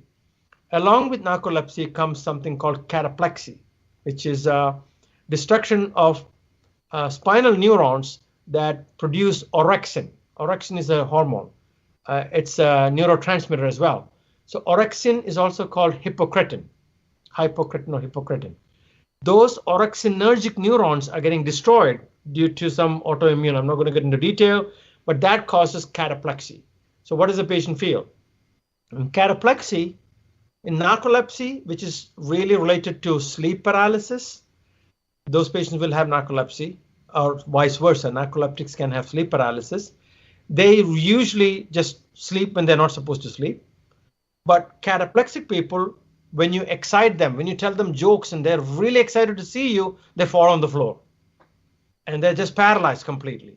And it's seen in dogs too. The experiments that we saw in Sydney when I was taking my master's course are cataplexic dogs. So it's amazing studies done on dogs on cataplexy. But sleep paralysis, if you have somebody, you better look for OSA. You better look for narcolepsy, and sometimes look for neurodegenerative conditions. And that's a beginning of that probably. So I hope I answered yours, Arunima. Thank you, sir.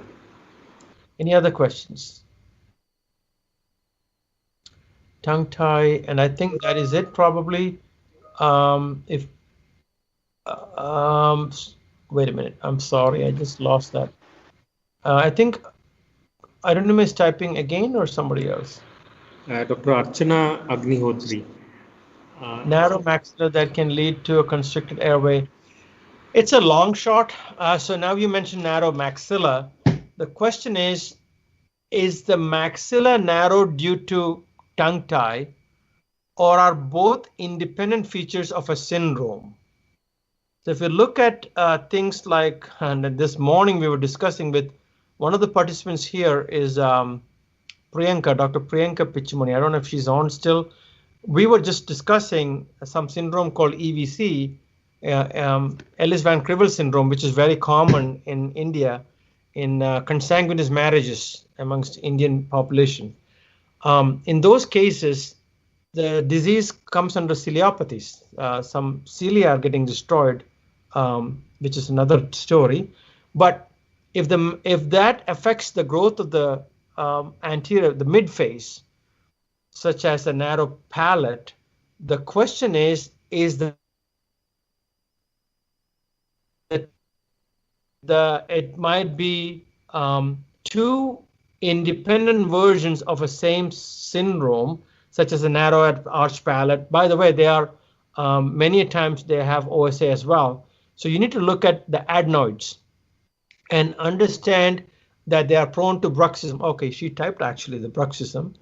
We are not sure about that they might have OSA, but tongue tie might be beneficial in that case. If it is, it's a hypothesis. But look into adenotonsillectomy type of literature, because that's a #1 treatment in children. I did not get a chance to mention it, but as opposed to adults, the #1 choice for a child with OSA is adenotonsillectomy, and that we know. Yes.